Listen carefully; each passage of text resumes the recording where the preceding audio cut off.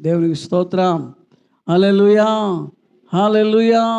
ప్రియులారా, మత్తయి సువార్త 16వ అధ్యాయం 18వ వచనం ఒకసారి చదువుతారా? మత్తయి సువార్త 16:18. సంఘం నుంచి మరికొన్ని మాటలు నేను మీకు తెలియపరచాలని ఆశపడ. నువ్వు పేతురువు, ఈ బండ మీద నా సంఘమును కట్టెదను, పాతాళలోక ద్వారములు దాని ఎదుట, హల్లెలూయా, పాతాళ ద్వారములు దాని ఎదుట నిలవబడవు. పాతాళం అంటే ఏంటి? పాతాళం అంటే ఏంటమ్మా? నరకం కాదు నాయన, హెల్, పాతాళం. అక్కడ పండ్లు కొరికటియు, కేకలు, వేదన ఉంటుంది.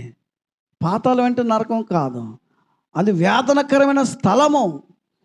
అయితే నరకం ఎప్పుడు ఏర్పడుతుంది? అయా తీర్పు, కమిట్మెంట్ తర్వాత, దేవుడు ఆ తీర్పు తర్వాత నరకం అనేటువంటిది కనబడుతుంది. దేవునికి స్తోత్రం. నరకం ఎవరి కొరకు ఏర్పాటు చేయబడి ఉందో తెలుసా? అయా సాతానుకును తని అనుచరులైన దేవదూతలకును ఆ నరకమైనటువంటిది సిద్ధపరచబడి ఉంది. ఆ నరకానికి మరి ఎవరు వెళ్తున్నాం? వాటితో పాటు మనం కూడా వెళ్ళిపోతున్నాం. మనం అంటే లోకంలో ఉన్న ప్రజలు, దేవుని మాటకి లోబడలేని ప్రజలు, దేవుని మాట వినలేని ప్రజలు, దేవునికి విధేయత చూపించలేని ప్రజలు, దేవుని యొక్క సువార్తను అంగీకరించలేని ప్రజలు, యేసుక్రీస్తు దేవుడిని అంగీకరించలేని ప్రజలు, ప్రతి ఒక్కరికి కూడా ఆ నిత్య నరకంలోనికి వెళ్ళవలసిందే. దేవునికి స్తోత్రం. హల్లెలూయా, హల్లెలూయా. పేతురుతో అంటున్నాడు ప్రభువైన యేసుక్రీస్తు, పేతురు నీవు బండవు, నీ మీద నా సంఘాన్ని కడతాను. అక్కడికి వదిలేద్దాం. సంఘముకి ఇచ్చినటువంటి అధికారం ఏంటో చెప్పి చూసారా? అక్కడ ఏమన్నారంటే, పాతాళ ద్వారములు నీ ఎదుట నిలవబడవు. Praise the lord. Hallelujah, hallelujah. ఏ ద్వారాలు నిలబడమన్నాడండి? ఎవరికి? సంఘముకి. సంఘం అంటే ఎవరు? మనమే. సంఘం అంటే ఎవరండి? మనమే.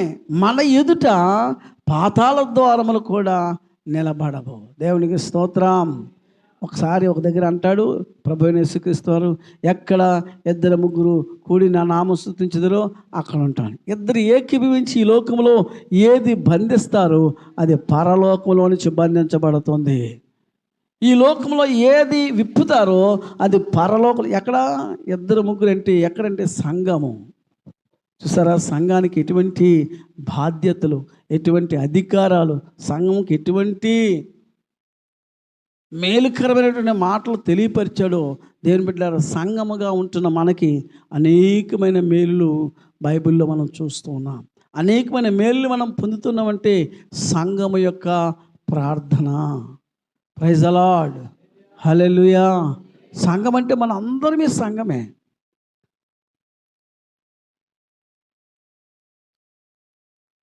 సంఘం ఎక్కడి నుంచి వచ్చిందంటే ఆయన రక్తములో నుంచి కొనుక్కున్నాడు. ఆయన సంఘాన్ని ఆయన రక్తం విలువపెట్టి కొనుక్కున్నాడు. దేవునికి స్తోత్రం.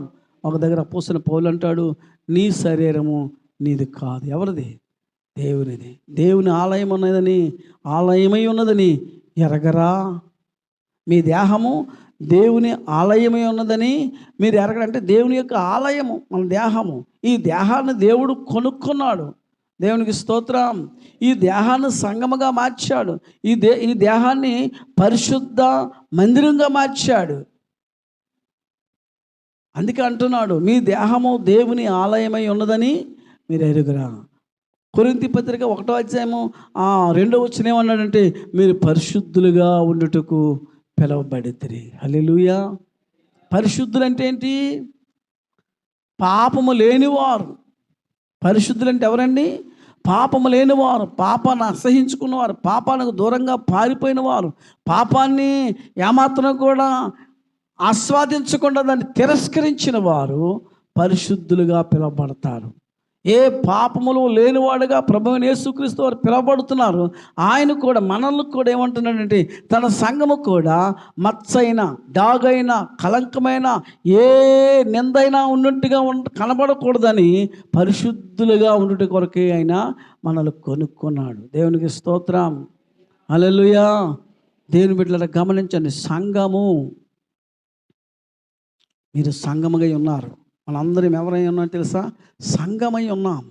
దేవుని యొక్క శరీరములో ఒక్కొక్క అవయమై ఉన్న సంఘం అంటే క్రీస్తు అని రాయబడి ఉంది బైబిల్లో. సంఘం అంటే క్రీస్తే. దేవునికి స్తోత్రం. హల్లెలూయా. అటువంటి విలువ పెట్టకూడబడినటువంటి సంఘంలోనికి మీరు వస్తూ ఉన్నారు. దేవునికి స్తోత్రం కలుగును గాక.